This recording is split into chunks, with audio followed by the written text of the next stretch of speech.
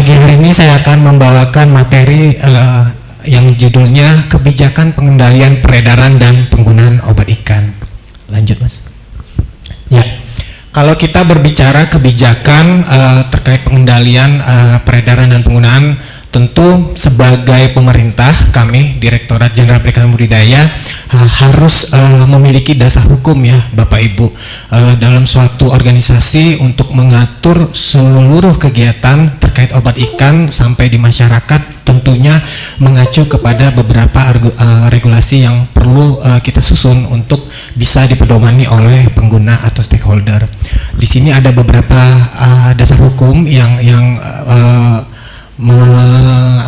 mendukung untuk kegiatan obat ikan. Yang pertama itu ada PP 5 tahun 2021, kemudian ada PP 28 terkait pembudidayaan ikan, kemudian ada Inpres 4 tahun 2019. Ini lebih kepada amanat ke beberapa kementerian ataupun lembaga terkait peningkatan kemampuan dalam mencegah, mendeteksi, merespon wabah penyakit termasuk penggunaan bahan biologi dan kimia. Nah, di sini Kementerian Kelautan dan Perikanan diberikan amanat untuk melakukan upaya bagaimana penanggulangan terkait penggunaan bahan biologi dan kimia khususnya obat ikan di masyarakat. Kemudian ada Permen 10 2021, mungkin Bapak Ibu udah familiar, setiap akan melakukan perizinan berusaha tentu ditodong beberapa persyaratan ya. Nah, persyaratan itu sekarang itu tertuang di Permen 10 2021. Jadi apapun perizinan berusaha yang ada di Kementerian Kelautan Perikanan semuanya ada di Permen 10 tahun 2021. Nah, walaupun di Permen 1 2019 masih tetap ada persyaratan, tapi nanti setelah revisi ini kita sedang tahap revisi Permen 1 2019, nanti di draft revisi ini semua persyaratan dibuang karena sudah ditampung di Permen 10 2021. Kemudian secara teknis ada Permen KP nomor 1 tahun 2019 tentang obat ikan. Kemudian secara teknis lebih detailnya ada beberapa perdirjen untuk sertifikasi CPOIB, CDOIB. Kemudian untuk pelaksanaan kegiatan AMU ini yang melibatkan provinsi, kabupaten kota termasuk UPT ya, Bu Tuti ya. Di sini ada semua di Perdirjen 361 tahun 2022. Kemudian untuk registrasi kita sudah ada pengaturan di Perdirjen 2021 nomor 285 dan 283 untuk uji mutu dan uji lapang. Kemudian yang terakhir itu masih ada SE terkait larangan pemasukan probiotik dari 6 negara EMS dan AHPND. Nah, tapi untuk SE ini sedang kita akomodir di dalam draft permen obat ikan nanti, sehingga kalau Bapak Ibu membaca SE 4137 itu sebenarnya itu sudah gugur, sudah tidak berlaku lagi karena tertuang di situ berlakunya 5 tahun ya, masa berlaku SE itu sebenarnya 5 tahun, tapi karena belum ada SE selanjutnya setelah ini, maka untuk sementara ini SE ini masih tetap kita berlakukan sampai nanti permen obat ikan yang baru berlaku atau terbit. Nah, ini sekilas saja Bu, sistem jaminan mutu untuk produk perikanan budidaya yang ada di Kementerian Kelautan Perikanan. Untuk membentuk atau menyusun ya sistem jaminan mutu di produk perikanan budidaya, tentu kita mengawali perlu adanya penyusunan standarisasi di bidang perikanan budidaya. Untuk pakan dan obat kita punya beberapa SNI pakan, kemudian untuk obat kita mengacu ke farmakope obat hewan seperti itu, termasuk perizinan yang tadi untuk uji mutu dan uji lapang. Kemudian untuk di prosesnya kita sudah mulai mewajibkan pelaku usaha untuk melakukan sertifikasi CPIB dan CBIB, ini untuk pembenihan dan pembesaran ikan di unit budidaya dan unit pembenihannya. Kemudian untuk pakan kita ada CPPIB, cara pembuatan pakan ikan yang baik. Kemudian untuk obat kita ada 2 dan ini kita berlakukan di tahun ini di 2023, ada sertifikasi CPOIB dan CDOIB, cara pembuatan obat ikan yang baik dan cara distribusi obat ikan yang baik. Nah, setelah prosesnya kita sudah melakukan sertifikasi terhadap unit-unit tersebut tadi, maka untuk input kegiatan perikanan budaya kita juga melakukan yang namanya registrasi pakan, registrasi obat, karena kalau kita berhenti di proses saja belum tentu menjamin produk akhir dari proses yang sudah dilakukan. Makanya kita melakukan registrasi pakan, registrasi obat. Kemudian di hilirnya kita juga ada kegiatan monitoring residu. Ini untuk melihat masih adakah atau seberapa besar kontaminan yang masih tertinggal di dalam daging ikan. Nanti ada teman-teman kita yang ada di Direktorat Kawasan dan Kesehatan Ikan di DJPB yang akan melakukan monitoring residu. Kemudian untuk definisi mungkin Bapak Ibu udah bosan kali ya dengar pengertian definisi obat ikan. Kalau di permennya sendiri, obat ikan adalah suatu sediaan yang dapat digunakan untuk mencegah, membebaskan gejala ataupun memodifikasi proses kimia dalam tubuh. Di permen nomor 1 kita mengenal ada 5 jenis sediaan, yaitu premix, farmasetik, biologik, probiotik, dan obat alami. Nah, secara umum mestinya obat ikan itu memenuhi 3 kriteria ini. Harus aman, memiliki khasiat, kemudian bermutu.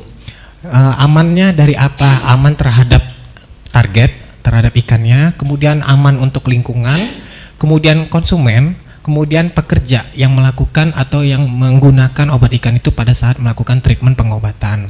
Kemudian obat harus berkhasiat terhadap apa? Terhadap tubuh, organ, patogen maupun media. Kemudian obat itu juga harus bermutu. Bermutu di sini kita buat ada 2, harus memenuhi persyaratan minimal. Mungkin Bapak Ibu dari perusahaan mungkin sudah tahu ya, kayak premix persyaratan mutunya itu 80 sampai 150% dari klaim kadar. Kemudian kayak farmasetik 90 sampai 110, termasuk probiotik yang lainnya sebagainya. Kemudian obat yang bermutu itu harus memiliki nilai tambah. Kalau Bapak Ibu memproduksi obat ikan tapi ternyata tidak memberikan nilai tambah terhadap nilai ikan itu sendiri, buat apa diobati? Mati aja sekalian gitu kan. Jadi jangan orientasinya hanya produksi obat ikan tapi ternyata dari kegiatan pengobatan ikan tersebut tidak memiliki nilai tambah apa-apa. Bahkan malah pembudidaya atau petambak mengalami kerugian, kan biaya juga ya Bu ya, biaya produksi untuk pengobatan itu. Jadi obat ikan yang Bapak Ibu impor maupun diproduksi itu harus memenuhi 3 kriteria ini: aman, berkhasiat, dan bermutu. Kemudian kalau melihat klasifikasi obat ikan di Permen 1 2019 ada 3 klasifikasi obat ikan berdasar tingkat bahayanya. Ada obat keras, obat bebas, kemudian obat bebas terbatas. Nah, sejak Permen 1 2019 itu diterbitkan, kita mengacu tata cara informasi dalam pelabelan itu seperti yang ada di teman-teman yang ada di Kementerian Kesehatan. Kita memakai tanda-tanda seperti ini: obat keras untuk warna merah, obat bebas terbatas biru, obat bebas hijau.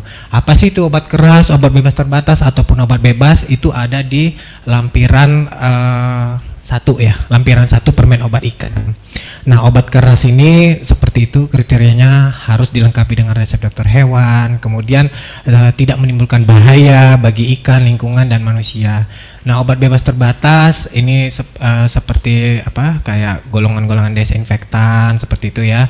Nah, obat bebas ini seperti yang sudah disampaikan di materi sebelumnya, ada vitamin, mineral, asam amino seperti itu masuk dalam golongan obat bebas. Nah, untuk kriteria teknis obat ikannya ini seperti yang ada di permen obat ikan. Premix itu apa? Itu ada feed supplement, feed aditif. Kemudian tidak boleh mengandung antibiotik seperti itu. Kemudian untuk farmasetik sendiri seperti ini, tidak digunakan untuk pencegahan penyakit. Terus hanya digunakan untuk pengobatan seperti itu, bukan untuk mencegah. Nah, kalau kayak antibiotik masuk mana nih? Masuknya farmasetik. Seperti itu. Kemudian untuk probiotik ini ada ketentuan bahwa setiap sediaan probiotik itu harus paling banyak itu mengandung 5 jenis mikroba. Kemudian masing-masing bakteri tadi memiliki kepadatan 10⁻⁶ CFU per gram untuk yang bentuknya serbuk, atau 10⁻⁶ CFU per mililiter untuk yang bentuknya cair. Kemudian tidak mengandung patogen. Kemudian yang ketiga ini tidak berasal dari negara atau negara transit yang mengandung yang terkena wabah penyakit berbahaya yang belum ada di wilayah Indonesia. Kemudian untuk biologik ini untuk vaksin ya, vaksin, kit diagnostik itu masuknya di biologik. Ini yang pertama, penyakit ikannya sudah ada di Indonesia. Nah ini sebenarnya berlaku untuk yang vaksin. Kalau untuk kit, kalau penyakitnya belum ada di Indonesia nggak apa-apa. Untuk pencegahan kita perlu untuk mendeteksi apakah negara kita sudah terkena penyakit ini. Nah kitnya boleh didaftarkan walaupun penyakitnya sebenarnya belum diklaim ada di negara kita. Kemudian untuk beberapa jenis vaksin ini ada 3 kriteria ya.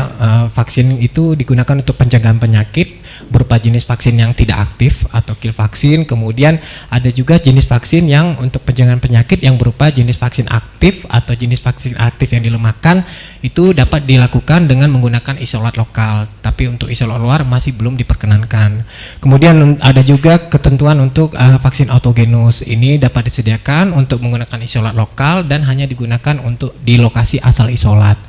Untuk obat alami ketentuannya seperti ini. Dalam satu sediaan obat alami itu maksimal mengandung 5 jenis simplicia. Kemudian bahan aktifnya tidak boleh mengandung bahan kimia. Nah belakangan terakhir ini ada pelaku usaha yang formulasinya itu unik-unik ya Pak Toha ya. Ada yang bahan alami campur bahan kimia lah, campur vitamin ya, maksudnya vitamin, mineral. Ada lagi yang alami campur bakteri lah, misalnya campur mikroba seperti itu. Mohon maaf untuk sampai saat ini sesuai Permen 1 2019 belum bisa diakomodir untuk formulasi yang seperti itu. Nah bersabar sedikit, nanti ketika Permen 1-nya direvisi, ini kita kemarin sudah konsultasi publik dan tahap berikutnya nanti harmonisasi, mungkin nanti formulasi yang unik-unik seperti itu nanti kita akomodir di dalam draft permen yang terbaru. Jadi untuk saat ini baru ini yang bisa kita akomodir dan kita tetapkan untuk tahu produk Bapak Ibu tuh masuk kriteria yang mana nih, premis kah atau farmaseutik atau yang lainnya seperti itu. Kemudian terkait perizinan berusaha, mungkin Bapak Ibu sudah tahu ya, kalau sekarang itu sesuai Permen 10 2021 itu perizinan berusaha yang ada di seluruh kementerian itu basisnya KBLI. Jadi di Permen 10 itu sudah diatur kalau Bapak Ibu mau mengakses atau mengajukan permohonan CPWB, maka perusahaan Bapak Ibu harus punya KBLI 21013. Nah, berarti kalau kita melihat KBLI tersebut, maka CPWB itu hanya berlaku untuk produsen. Jadi kalau si importir tidak perlu melakukan CPWB. Sebagai penggantinya nanti di formulir J, perusahaan importir itu melampirkan fotokopi GMP. Jadi yang setara dengan CPWB yang ada di lokal Indonesia. Seperti itu. Kemudian setelah CPWB ada kegiatan yang namanya pendaftaran obat ikan. Nah pendaftaran obat ikan ini sesuai yang ada di Permen 1 bisa dilakukan melalui penyediaan obat ikan di dalam negeri maupun pemasukan obat dari luar negeri. Makanya untuk KBLI-nya kita buka ada 3 KBLI yang diperkenankan untuk melakukan pendaftaran obat ikan. Ada 21013, 46444 sama 46339. Jadi seluruh KBLI yang masih digunakan di perizinan berusaha di KKP khususnya obat ikan itu masih minjem KBLI dari kementerian lain. Kita belum punya KBLI sendiri. Jadi saya yakin Bapak Ibu yang sudah melakukan produksi obat hewan itu pasti sudah punya NIB seperti ini. Jadi nggak ada hambatan atau kesulitan untuk mendapatkan KBLI ini. Kalau ada kesulitan lapornya bukan ke kami, ke BKPM. Karena mereka yang menerbitkan KBLI atau NIB itu. Kemudian yang terbaru ada cara distribusi obat ikan yang baik. Nah ini wajib dimiliki oleh pelaku usaha yang melakukan distribusi obat ikan. Kalau Bapak Ibu baca secara detail yang ada di Perdirjen nomor 186 tentang CDOIB, yang dimaksud pelaku usaha yang melakukan CDOIB ini disebut di situ adalah fasilitas distribusi obat ikan. Nah, fasilitas distribusi obat ikan ini maksud itu ada 2, importir dan distributor obat ikan.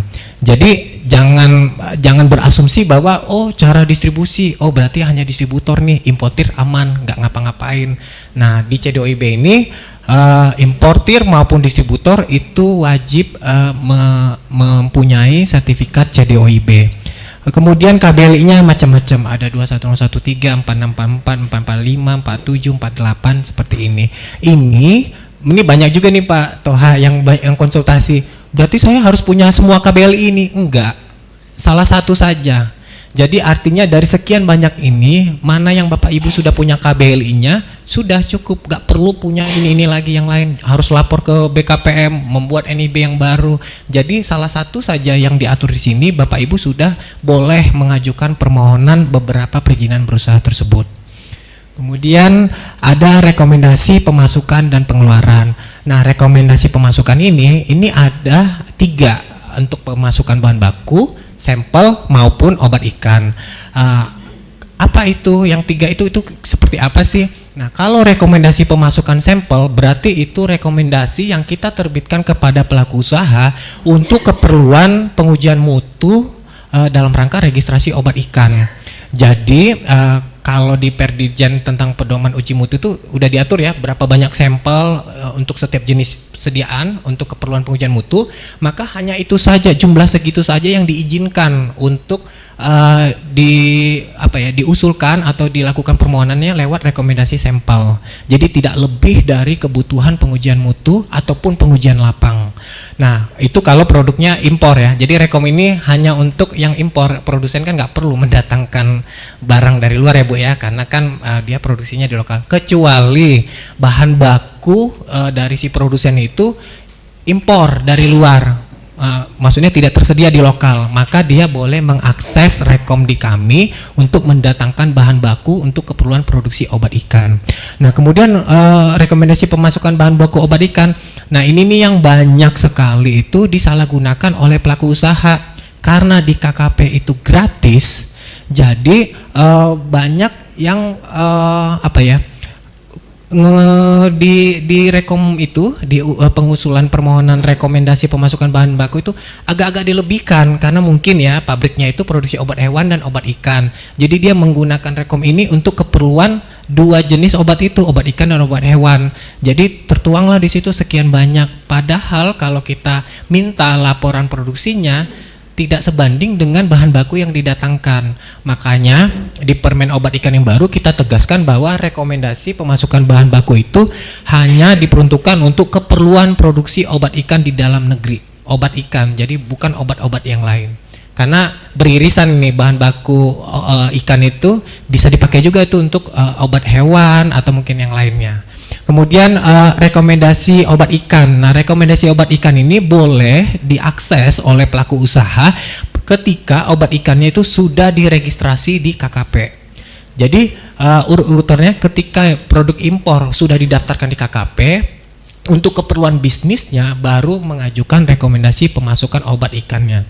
Jumlahnya berapa? Kita tidak membatasi, sesuai keperluan atau kepentingan Bapak Ibu sekalian. Jadi setelah daftar, Ibu ngajukan rekomendasinya, nanti kita akan proses dan kita lihat peruntukannya. Namun nanti ada beberapa kewajiban seperti pelaporan, kemudian wilayah distribusi, informasi pendistribusiannya itu tetap kita minta. Nah, kemudian yang terakhir ada rekomendasi pengeluaran obat ikan. Ini lebih kepada ketika obat ikan yang sudah terdaftar di Indonesia, namun akan diekspor ke luar negeri, seharusnya pelaku usaha itu mengakses atau meminta rekomendasi pengeluaran dari kami. Tapi mohon maaf sampai sekarang tidak ada yang menggunakan rekomendasi pengeluaran. Walaupun kami tahu ada beberapa perusahaan yang memberikan informasi bahwa mereka sudah melakukan ekspor kemana, ke Thailand, kemana. Tapi satu pun tidak ada sampai hari ini, tidak ada yang mengakses ini. Tapi kami maklum karena apa? Setiap negara buyer itu atau negara tujuan mempersyaratkan persyaratan yang berbeda-beda ya Bapak Ibu. Kalau nggak salah ada yang cuma minta HC doang sama sertifikat pendaftarannya, ada yang cuma minta surat keterangan. Jadi kadang-kadang rekom ini sampai sekarang pun tidak ada yang mengakses. Nggak masalah, artinya kami sudah mengakomodir kepentingan Bapak Ibu sekalian. Kalau itu tidak diakses ya sudah, berarti kan tidak kesalahan kita. Tapi mohon maaf, kami mohon Bapak Ibu kalau ada kegiatan ekspor seperti itu tadi, tolonglah dilaporkan ke kami sehingga kami tahu keberadaan obat yang diproduksi di lokal ini kemana aja sih wilayahnya. Nah, itu nanti lewat pelaporan obat ikan yang dikeluarkan dari dalam negeri. Nah, untuk alur-alur proses perizinannya seperti ini Bapak Ibu. Jenis pelayanannya seperti ini, khusus untuk uji mutu dan uji lapang nanti lewat si Prima WA Gateway yang ada di BPKIL. Jenis pelayanannya di kami seperti ini, ada CPOIB, pendaftaran, CDOIB, termasuk rekom-rekom yang tadi. Nah, khusus yang tiga itu, yang tiga di atas, CPOIB, pendaftaran sama CDOIB, itu Bapak Ibu akses permohonannya itu langsung lewat OSS KKP. Tapi kalau untuk rekom, Ibu cukup login atau mengusulkan permohonannya lewat Sibatik.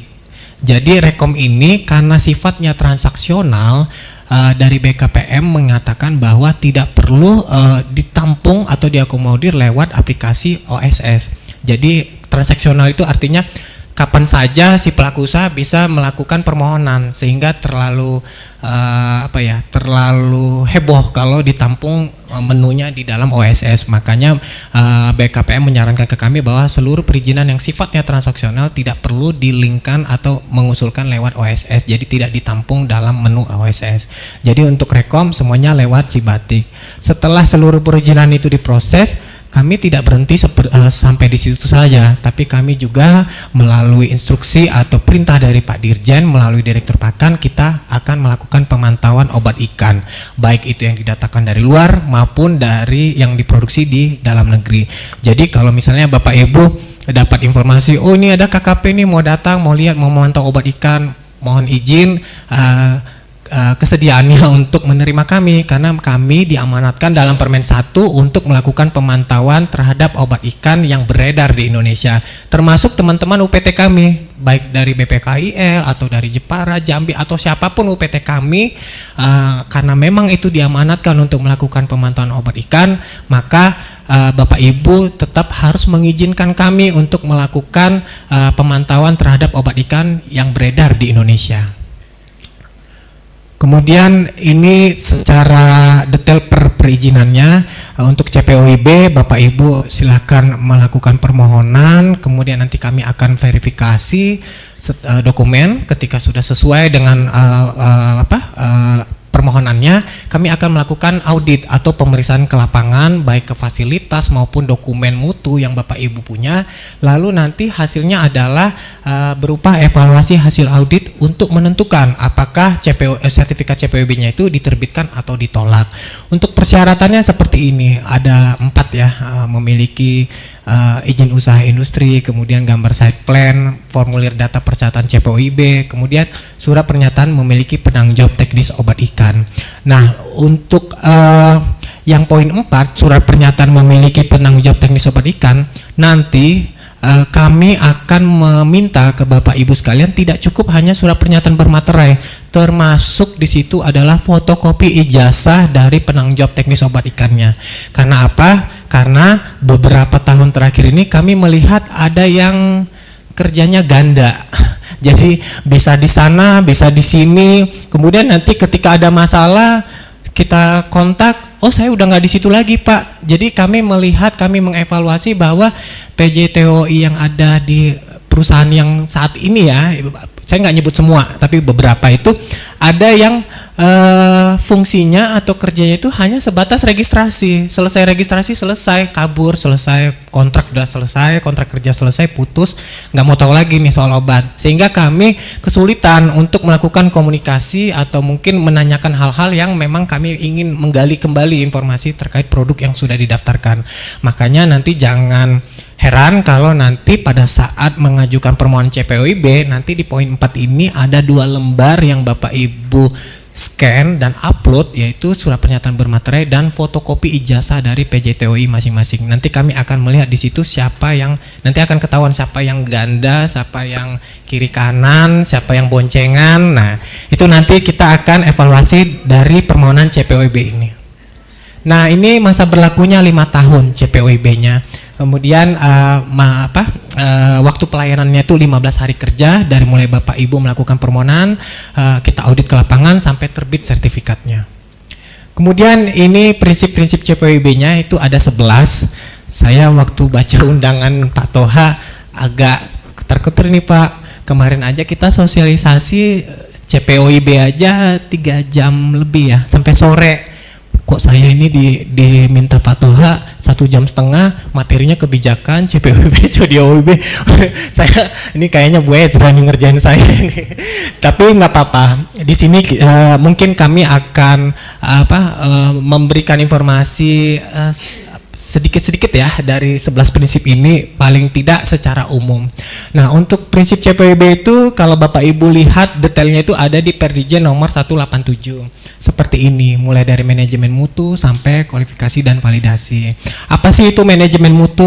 Nah, pada saat nanti kami audit Bapak Ibu sekalian, kami akan melihat sejauh mana pimpinan puncak atau manajemen puncak itu bertanggung jawab terhadap seluruh personil yang bekerja di dalam pabrik tersebut.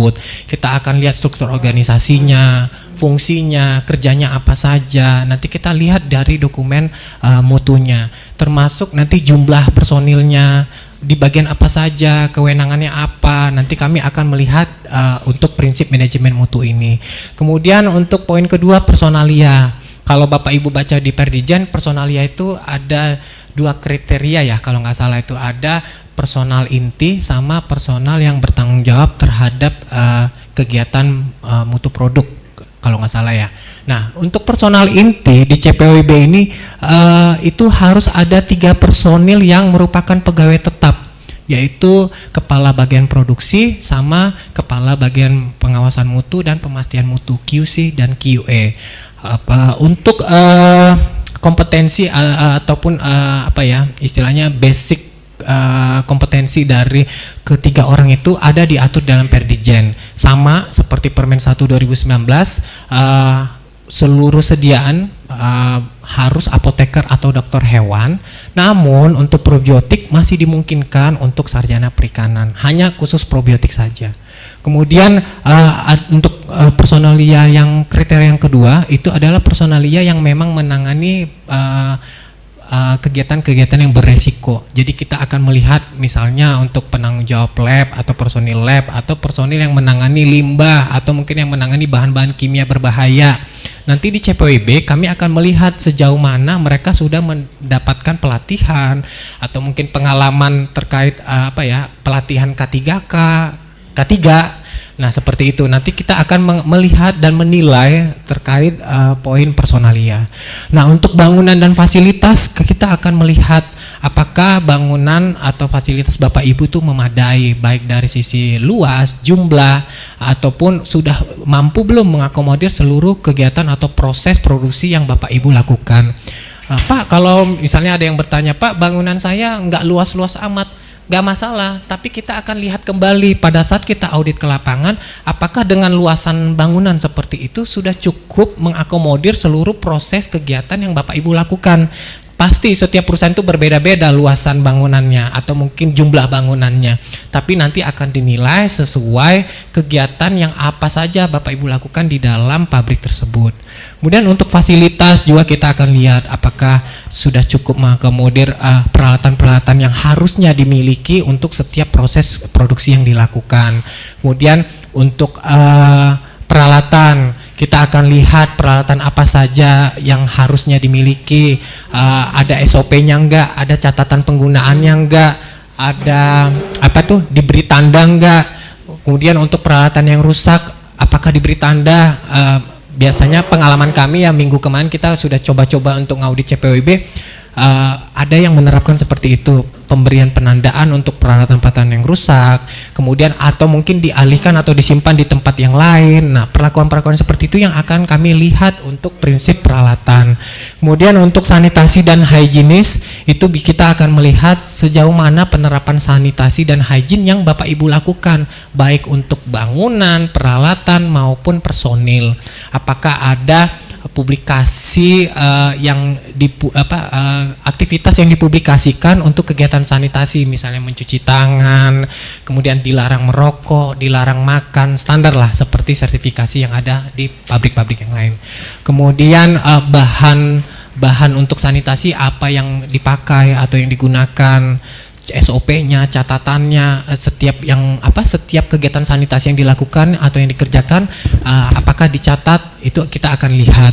Kemudian untuk produksi, nah untuk produksi ini kita akan lihat mulai dari siapa pemasoknya, bahan bakunya apa saja yang dipakai, ada nggak identifikasi terhadap pemasok bahan bakunya, list pemasok bahan bakunya, kriterianya yang ditetapkan yang bagaimana untuk bahan baku yang akan digunakan dan sebagainya, itu ada di prinsip produksi. Kemudian untuk pengawasan mutu nanti kita akan lihat seperti apa kegiatan pengawasan mutu yang Bapak Ibu lakukan, mulai dari pengambilan sampel, kemudian waktu pengawasan mutunya, kemudian metodenya apa yang dipakai atau digunakan dan sebagainya. Nah, untuk inspeksi diri, audit internal dan audit mutu ini adalah dua hal yang berbeda. Kalau inspeksi diri atau audit internal ini kita akan melihat sejauh mana antar departemen yang ada di pabrik Bapak Ibu itu melakukan inspeksi atau evaluasi terhadap departemen temannya gitu. Jadi kayak self assessment antar departemen yang dilakukan di pabrik sendiri. Itu kita akan lihat apakah sudah berjalan atau belum di dalam pabrik itu sendiri. Kemudian untuk audit mutu ini kita akan melihat sejauh mana Bapak Ibu memiliki dokumen kesiapan untuk kegiatan audit CPOIB. Apakah sudah dilakukan penerapan CPOIB mulai dari manajemen mutu sampai kualifikasi dan validasi. Tapi ketika Bapak Ibu sudah melakukan atau sudah memiliki sertifikat CPOIB, maka untuk poin audit mutu ini yang kita lihat adalah sejauh mana tindakan perbaikan yang Bapak Ibu kerjakan pada saat audit mutu CPOIB dilakukan sebelumnya, seperti itu. Jadi kalau Bapak Ibu belum melakukan CPOIB, yang kita lihat adalah dokumen kesiapannya, dokumen kesiapan CPOIB-nya. Tapi kalau sudah resertifikasi nantinya, maka yang dilihat adalah sejauh mana tindakan perbaikan yang dikerjakan oleh Bapak Ibu terhadap hasil temuan audit mutu yang sudah dilakukan sebelumnya. Kemudian untuk berikutnya ada penanganan keluhan terhadap produk, penarikan kembali produk dan produk kembalian. Nah, kita akan melihat seperti apa penanganan yang Bapak Ibu kerjakan mulai dari untuk kegiatan penarikan kembali, penanganan keluhan, apakah ada prosedur yang Bapak Ibu punya untuk aktivitas penarikan kembali atau penanganan keluhan bila mana produk Bapak Ibu yang beredar di masyarakat itu ada keluhan. Jadi Bapak Ibu harus punya SOP-nya, punya catatannya, punya rekamannya, dokumentasinya seperti itu. Jadi kalau misalnya ada keluhan terhadap produk obat Bapak Ibu yang beredar di masyarakat, Bapak bisa telusur dari dokumen-dokumen tadi, SOP-nya, catatan-catatannya. Jadi lebih kepada awareness Bapak Ibu sekalian untuk menyikapi bila mana ada keluhan di masyarakat. Kemudian dokumentasi ini meliputi seluruh prinsip CPOIB, mulai dari manajemen mutu, personalia, bangunan dan sebagainya. Jadi dokumentasi ini harus ada di 11 prinsip CPOIB. Nanti kita akan lihat seperti apa implementasi 11 prinsip CPOIB lewat dokumentasi tersebut. Nah, kemudian untuk kualifikasi dan validasi ini meliputi mulai dari bangunan, peralatan, metode pengujian, pembersihan. Itu nanti kita akan lihat seperti apa kualifikasi dan validasi yang Bapak Ibu kerjakan terhadap butir-butir tadi, bangunan, pembersihan, bahan untuk pembersihan, metode pengujian sampai analisisnya juga. Termasuk yang itu kayak yang subkontrak toll manufacturing. Beberapa tahun terakhir banyak yang menanyakan, Pak, kalau saya toll manufacturing kok nggak diatur ya di Permen 1 2019. Nanti Bapak Ibu bisa lihat di poin F yang produksi, termasuk Bapak Ibu yang mungkin tidak memiliki fasilitas laboratorium di pabriknya sendiri. Nah, itu kan biasanya suka dikerjakan atau dilakukan oleh lab swasta atau lab yang di luar pabrik. Nah, itu nanti pada saat CPOIB kami akan melihat di poin G terkait poin G ya kalau nggak salah di pengawasan mutu. Itu Bapak Ibu harus punya dokumen semacam perjanjian kerjasama antara perusahaan Bapak Ibu dengan lab yang ditunjuk. Jadi tidak serta-merta pada saat misalnya mengajukan CPOIB atau misalnya melakukan registrasi cukup melampirkan hasil pengujian mutu dari lab yang di luar sana saja. Tapi nanti ketika CPOIB ini sudah berjalan, maka harus ada yang Bapak Ibu lampirkan yang tadi itu, ada perjanjian kerjasama penunjukan lab tersebut dari perusahaan Bapak Ibu ke lab yang dituju untuk mendukung bahwa ada keterikatan kerjasama antara Bapak ke lab yang dituju tadi untuk melakukan pengujian mutu. Jadi bukan hanya hasilnya saja, tapi harus ada perjanjian kerjasama atau subkontrak dari pabrik Bapak Ibu ke lab yang dituju. Kemudian tadi kalau sudah bicara CPOIB berarti lanjut ke proses registrasi. Sebelum registrasi pasti ada pengujian mutu atau pengujian lapang. Ini alur prosesnya. Kalau Bapak Ibu ada di posisi kiri, maka di tengah itu ada BPKIL Serang sebelum ke Direktorat POI. Nah, ini ada permohonan via SIPRIMA ya. Tadi mungkin sudah dijelaskan, BPKIL punya aplikasi SIPRIMA, WA Gateway. Nanti untuk keperluan pengujian mutu dan pengujian lapang, Bapak Ibu tuh bisa berkonsultasi maupun mengajukan dokumen permohonannya lewat BPKIL Serang dulu. Jadi yang filter dokumen awal untuk pengujian mutu itu adalah di BPKIL Serang dengan kelengkapan yang 6 itu. Ada form A, C, I, hasil pengujian mutu Bapak Ibu, kemudian proposal pengujian lapang kalau untuk uji lapang, dan sampel obat ikan ya untuk keperluan uji mutu atau uji lapang. Nah, nanti ketika misalnya dari BPKIL Serang sudah menyetujui, biasanya nanti si Prima akan diteruskan atau menotifikasi ke email kami, ke email obatikan@kkp.go.id. Jadi yang kami lihat adalah di situ yang di email kami, email layanan kami akan melihat surat permohonan pengujian mutu atau pengujian lapang dari Bapak Ibu plus hasil verifikasi dari teman-teman BPKIL Serang. Jadi kalau misalnya Bapak Ibu cuma melampirkan surat permohonan saja, maka kami tidak akan menerbitkan surat pengantar pengujian mutu atau uji lapang. Tapi kalau Bapak Ibu sudah mengantongi kartu hijau dari Pak Toha terkait hasil verifikasi dokumen tersebut, baru kami akan membuatkan surat pengantar uji mutu atau uji lapangnya. Nanti surat ini kita biasanya teruskan lagi lewat si Prima ya. Si Prima, nanti teman-teman BPKIL akan menerima surat pengantar tersebut, baru akan dimulailah kegiatan pengujian mutu dan uji lapang. Jadi teman-teman Bapak Ibu jangan salah kalau kan saya sudah lama nih diverifikasi, kok lama banget diproses nih pengujian mutu, karena ada proses yang tadi tanpa ada surat pengantar dari POI, maka pengujian mutu atau uji lapang tidak akan dimulai oleh teman-teman Serang. Seperti itu ya Bapak Ibu. Atau kadang-kadang suka ada yang bilang, Pak saya sudah ngirim dokumen, kok ini belum keluar-keluar juga hasilnya. Ternyata setelah kita komunikasi dengan teman-teman Serang, ternyata ada catatan yang masih belum diperbaiki di form ACI tadi. Jadi tolong ditanam pemahamannya bahwa semuanya clear ketika sudah keluar hasil verifikasi dari BPKIL Serang kalau itu sudah oke.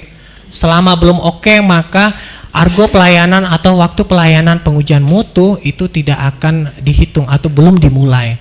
Termasuk sampai surat pengantar dari Direktorat Pakan dan Obat Ikan terbit, disitulah baru mulai waktu pelayanan. Jadi jangan dihitung dari mulai konsultasi, dari mulai verifikasi dokumen, itu salah besar ya Bapak Ibu ya. Jadi ketika surat pengantar terbit, disitulah baru dimulai waktu pelayanan. Kemudian ini beberapa parameter pengujian mutu obat ikan yang diatur di Permen 1 2019 untuk berbagai jenis sediaan. Untuk premik farmaseutik ada uji fisik seperti itu ya. Kemudian untuk vaksin, untuk obat alami, probiotik seperti itu. Mungkin Bapak Ibu bisa lihat di Permen 1 maupun di Perditjen yang 285 ada di situ semua. Kemudian ini untuk uji lapang ada parameter umum, parameter fisik, kimia, kemudian khusus untuk probiotik ada uji efikasi, kemudian untuk vaksin ada perhitungan nilai titer antibody termasuk ARPS, kemudian untuk antibiotik atau uji sensitivitas, efikasi, farmakokinetik, keamanan, dan withdrawal time. Kemudian suka ada yang tanya, Pak produk saya ini harus uji lapang atau enggak? Nah, sejauh ini yang kami acu adalah Perdirjen uji lapang. Jadi yang diuji lapang itu adalah seperti ini, probiotik, vaksin maupun antibiotik. Nah, probiotik pun tidak semuanya kita harus atau mewajibkan untuk uji lapang. Probiotik yang bagaimana yang harus diuji lapang? Probiotik yang ketika misalnya formulasinya itu belum pernah terdaftar di Indonesia atau mungkin formulasinya sama dengan yang sudah terdaftar tapi klaim indikasinya berbeda dengan yang sudah terdaftar, maka itu wajib uji lapang. Nah, kalau misalnya formulasinya itu berbeda terus indikasinya berbeda ya pasti ya harus uji lapang. Kemudian misalnya formulasinya menggunakan bakteri yang belum pernah ada atau belum pernah terdaftar, itu wajib uji lapang. Kombinasi bakterinya atau mungkin jenis bakterinya. Terus kemudian bakteri yang ini boleh atau tidak, biasanya kita lakukan evaluasi ya Pak Toha ya dengan tim pakar. Jadi nggak serta-merta Bapak Ibu langsung ngajuin ke si Prima, saya mau uji mutu uji lapang.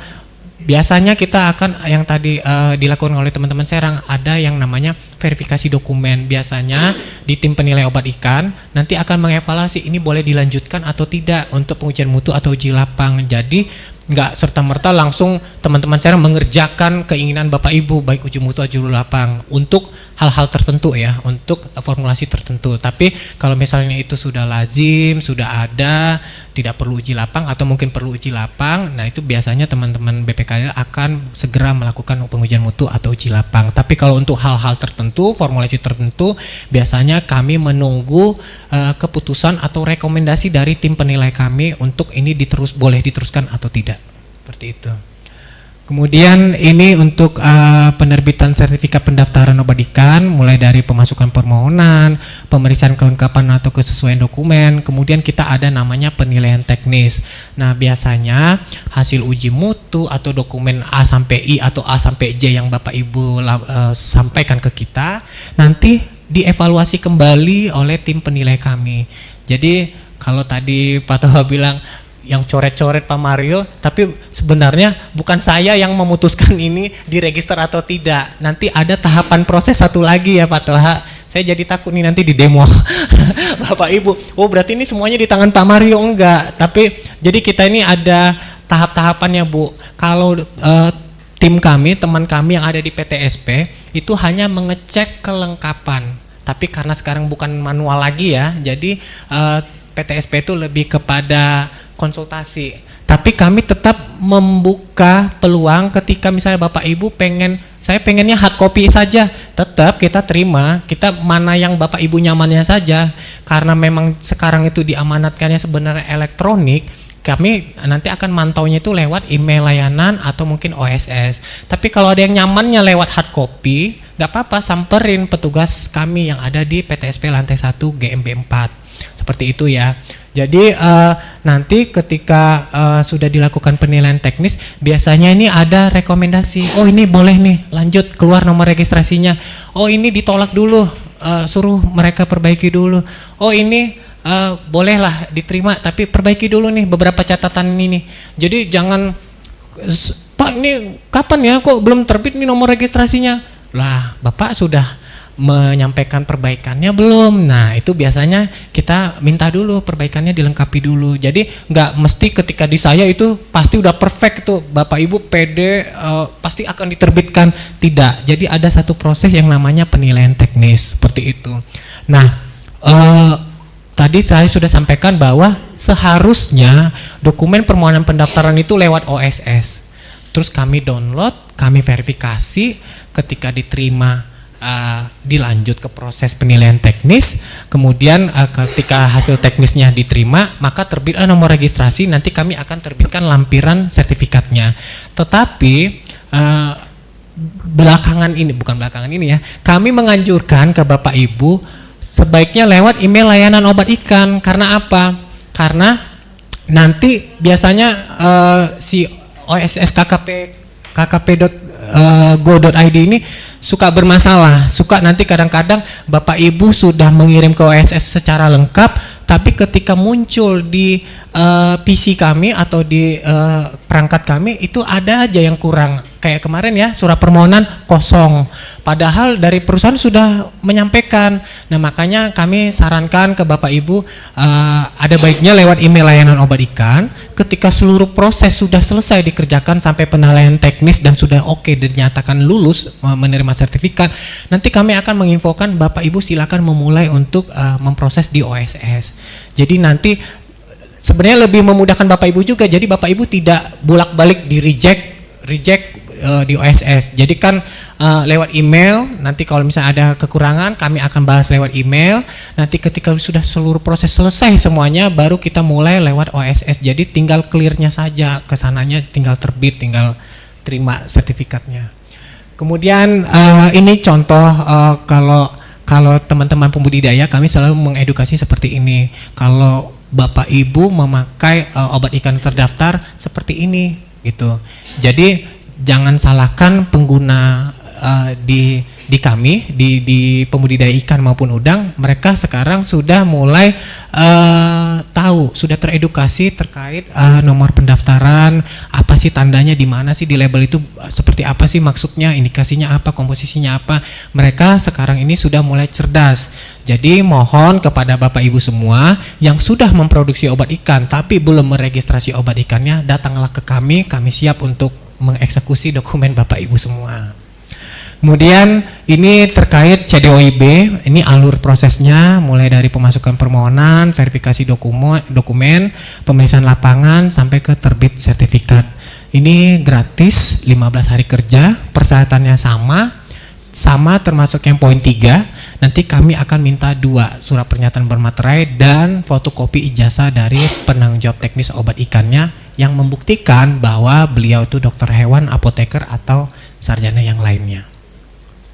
Ini prinsip-prinsipnya cara distribusi obat ikan yang baik. Ada 7 prinsip, mulai dari manajemen mutu, organisasi sampai dokumentasi.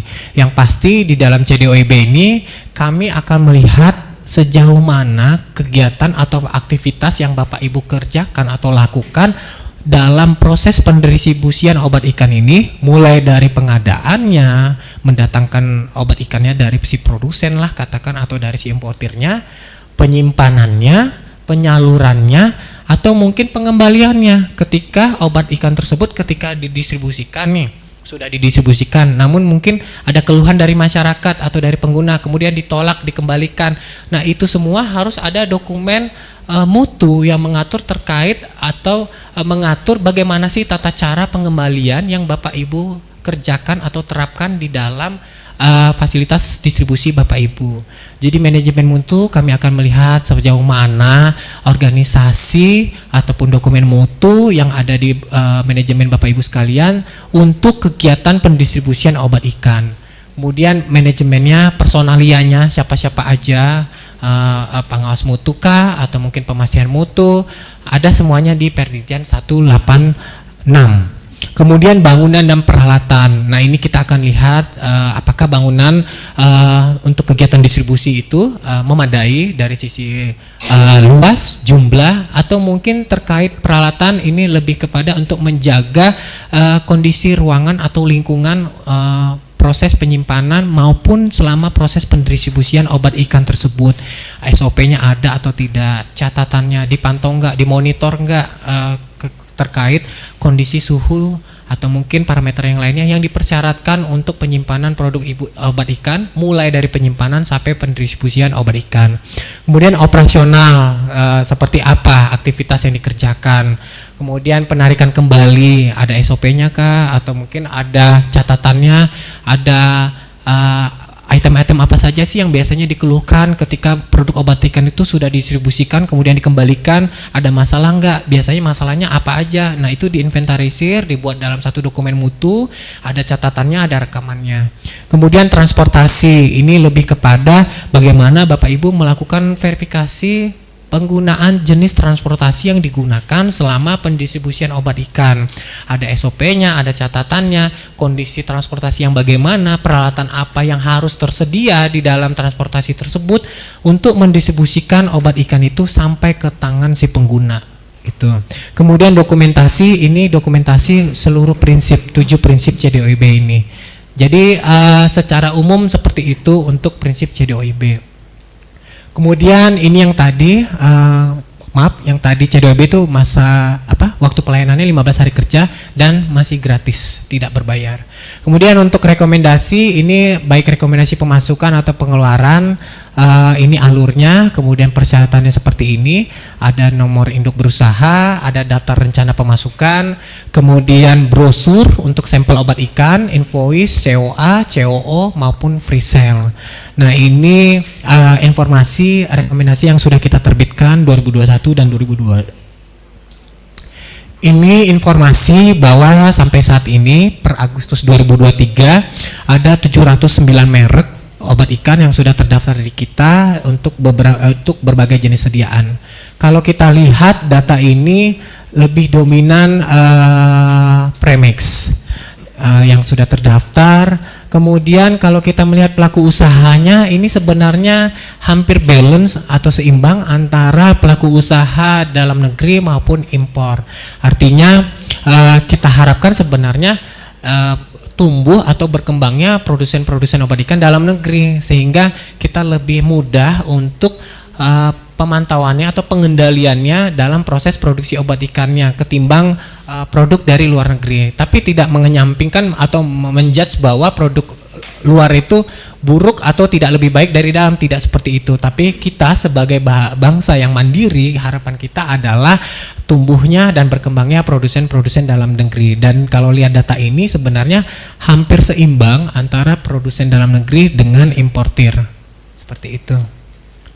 Kemudian ini sebaran pelaku usaha obat ikan dari database yang ada di kami. Kalau kita lihat data ini dominan banyak di daerah Jawa dan Sumatera ya.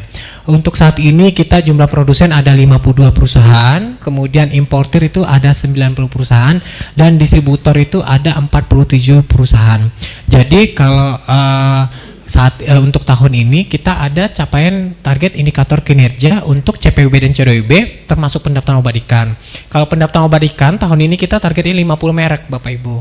Dan alhamdulillah sampai saat ini sudah tercapai, bahkan sudah melebihi target.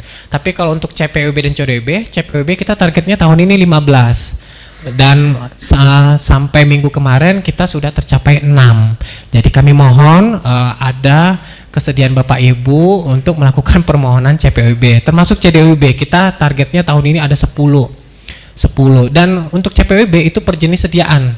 Jadi kalau misalnya Bapak Ibu dalam satu pabrik punya berbagai jenis sediaan, maka itu wajib memiliki berbagai sertifikat CPWB sejumlah jenis sediaan yang Bapak Ibu produksi, seperti itu.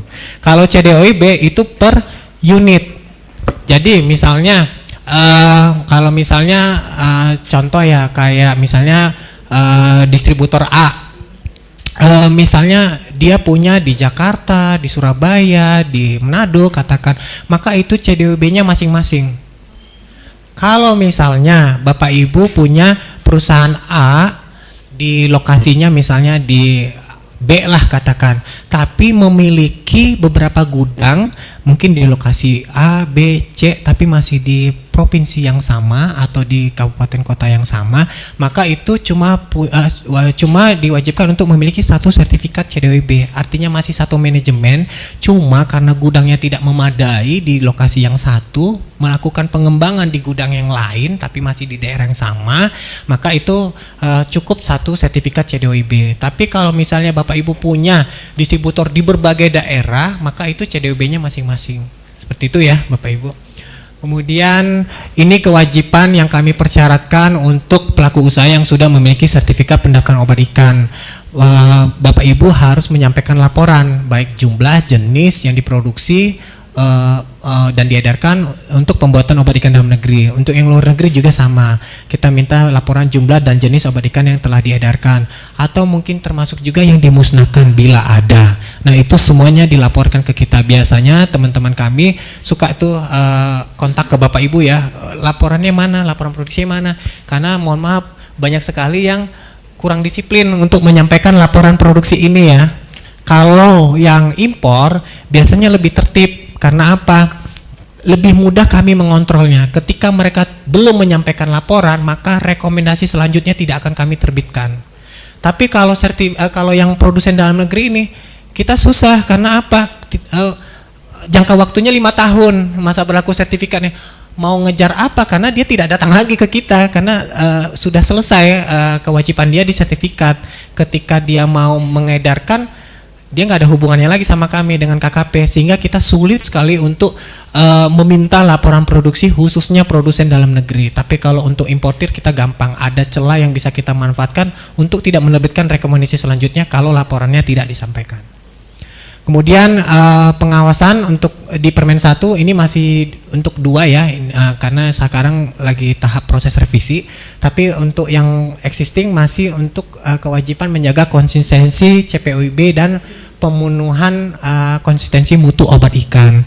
Nah, kalau yang CPOIB mungkin sampai saat ini belum berjalan ya, karena baru aktif CPOIB di tahun ini. Tapi untuk konsistensi mutu ini biasanya kami suka datang ke Bapak Ibu melakukan pemantauan, atau bahkan kalau kita belum yakin biasanya kita ngambil sampel dari pabrik atau mungkin gudang Bapak Ibu sekalian. Jadi kalau misalnya ini ada tim kami atau mungkin dari tim UPT kami yang datang ke Bapak Ibu sekalian yang mungkin apa ya, kayak merasa ingin melihat kembali nih konsisten nggak ya mutunya, dari sejak didaftarkan sampai sekarang beredar itu konsisten nggak mutunya. Nah itu biasanya mereka butuh sampel Bapak Ibu. Nah kami sarankan kalau mereka butuh untuk sampel untuk pengujian mutu untuk membuktikan konsistensi mutu itu, Bapak Ibu harusnya memberikan sampel itu, beberapa sampel untuk diberikan kepada tim kami yang melakukan pemantauan obat ikan untuk membuktikan konsistensi mutu obat ikan. Jadi tidak ada maksud apa-apa, tapi lebih kepada menjalankan amanat dari permen ini. Kita harus membuktikan apakah Bapak Ibu konsisten mutunya atau tidak, dari mulai didaftarkan sampai diedarkan. Nah ini ada sanksinya, biasanya peringatan dulu selama 1 bulan, tapi kalau tidak diindahkan, bila tidak konsisten terhadap dua poin di atas, maka nanti sertifikatnya dicabut. Ini beberapa dokumentasi kegiatan kami. Saat ini kami masih melakukan evaluasi dokumen teknis itu by online lewat Zoom dengan tim pakar kami. Kemudian kita juga ada kegiatan melakukan pemantauan obat ikan. Pemantauan kita ini banyak ya Bu, bisa ke produsen, bisa ke importir, bisa ke distributor, bisa ke toko, bahkan ke pembudidaya pun kita biasanya datang untuk melakukan pemantauan, menginventarisir sampai ke pengambilan sampel dan pengujian mutu, seperti itu. Nah ini penilaian kinerja yang sudah dilakukan baik dari feedback balik dari Bapak Ibu kepada kami berdasarkan survei kepuasan masyarakat di triwulan 2 tahun 2023, kami mendapatkan nilai 89,38. Nah kalau kita melihat terima kasih. Kalau kita melihat hasil survei ini, kami itu masuk kriteria sangat baik. Saya nggak tahu apakah itu ikhlas dari Bapak Ibu sekalian, tapi hasilnya menunjukkan seperti ini. Kami dapat penilaian 89,38. Nah, baru bulan kemarin ya yang inspektorat juga melakukan hal yang sama. Biasanya inspektorat itu melakukan penilaian juga untuk setiap unit pelayanan yang ada di KKP. Nah, di tahun 2023 kami mendapatkan nilai 4,65 dengan kriteria pelayanan prima. Nah, kami berterima kasih kepada Bapak Ibu atas hasil penilaian ini. Tapi kadang-kadang ya saya juga ada sedikit keselnya juga Pak Toha. Berapa kali kita secara manual ya melihat hasil penilaian itu Pak ya. Kadang-kadang pertanyaannya apa tapi jawabannya ngasal Pak. Apakah dikenakan biaya? Ya ada. Saya bingung gitu Pak, ini apakah sengaja ada dendam yang tersimpan karena dicoret-coret dokumennya, atau memang dia tidak melihat secara detail jadi main ngasal aja penilaian itu kan. Tapi hanya sebagian kecil sih, tapi kalau untuk yang lainnya sudah cukup baik. Kami mohon saran juga kalau misalnya dalam melakukan pelayanan ada teman kami yang mungkin ada kekurangan atau mungkin kurang peka atau mungkin ada keterlambatan, kami siap menerima masukan dari Bapak Ibu semua untuk perbaikan pelayanan kami ke depannya. Nah ini beberapa kebijakan pengendalian yang kami lakukan. Kami melakukan pembinaan, pengawasan yang tadi saya bilang, baik peredaran maupun penggunaannya sampai ke pembudidaya. Kemudian kami ini lagi trennya ya, ini bersama teman-teman UPT juga, kami juga melakukan peningkatan kesadaran tentang pengendalian AMU dan AMR, antimicrobial use dan antimicrobial resistant. Kami biasanya menginventarisir penggunaan antibiotik yang dilakukan di nggak seluruh sih, di beberapa daerah karena kami punya keterbatasan. Kemudian ada juga dari tim kami itu ada di Direktorat Kawasan dan Kesehatan Ikan juga melakukan AMR, biasanya membuktikan dari sejumlah antibiotik yang beredar apakah atau jenis antibiotik apakah yang sudah resisten terhadap bakteri-bakteri tertentu. Nah itu kita lakukan AMU AMR ini secara sinergis, baik itu Direktorat Kawasan Kesehatan Ikan Direktorat Pakan dan Obat Ikan maupun UPT yang ada di kami ya, di DJPB. Bahkan kami pun juga melibatkan teman-teman yang ada di provinsi, kabupaten maupun kota. Kemudian kita tetap melakukan pengaturan tata kelola obat ikan melalui penguatan regulasi. Kami kemarin sudah konsultasi terhadap draft permen obat ikan. Kami kemarin di Surabaya juga menampung bila mana ada beberapa masukan yang belum kami sisipkan di dalam draft yang terbaru. Kami masih membuka peluang sebesar-besarnya. Mudah-mudahan pada saat kemarin di Surabaya tidak ada substansi yang diminta untuk ditambahkan dari peserta yang datang maupun yang secara online kemarin minggu lalu. Kemudian beberapa regulasi lain termasuk turunannya Perdijennya, bila mana kedepannya masih ada yang kurang atau mungkin tidak sesuai menurut Bapak Ibu, silakan koreksi kepada kami, dan rencananya memang kita akan melakukan koreksi ya Pak Toha ya, di tahun depan kita juga akan melakukan revisi terhadap pedoman uji mutu ya Pak ya. Uji mutu itu juga kita akan melakukan revisi karena kami menemukan ada beberapa hasil evaluasi dan akan melakukan pengembangan di tahun depan. Kemudian di sertifikasi yang ada di DJPB di perikanan budidaya, kita tetap menganjurkan untuk melakukan penerapan cara pembudidayaan ikan baik, budidaya ikan yang baik, pembuatan pakan ikan baik, CPOIB, CDOIB. Karena apa? Seluruh sertifikasi yang ada di kami tetap acuannya adalah harus menggunakan obat ikan yang terdaftar di KKP. Jadi kalau misalnya Bapak Ibu melihat CPIB ya, CPIB-nya udah benar, CBIB-nya yang benar, pasti itu sudah menerapkan yang namanya sudah pasti akan menggunakan obat ikan yang terdaftar di KKP, karena memang di dalam checklist penilaian untuk pelaksanaan sertifikasi itu mengamanatkan untuk menggunakan obat ikan yang terdaftar di KKP. Jadi segeralah mendaftarkan obat ikannya yang masih belum terdaftar di KKP.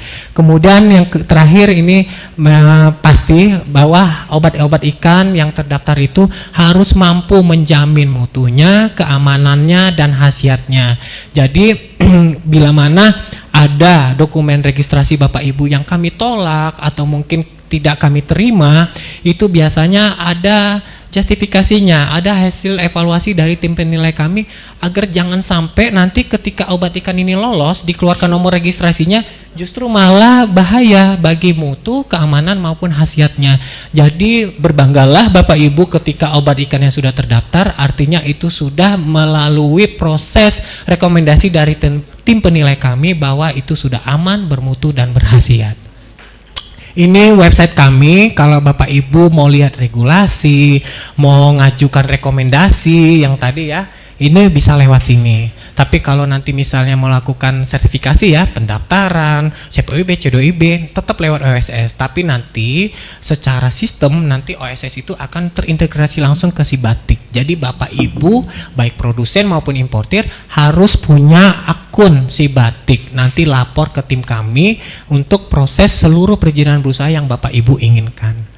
Mungkin itu Pak Toha yang Bapak Ibu yang dapat saya sampaikan. Saya mohon maaf kalau misalnya masih ada kekurangan. Kalau misalnya ada yang mau ditanyakan, kami siap mendengarkan dan menjawab. Terima kasih.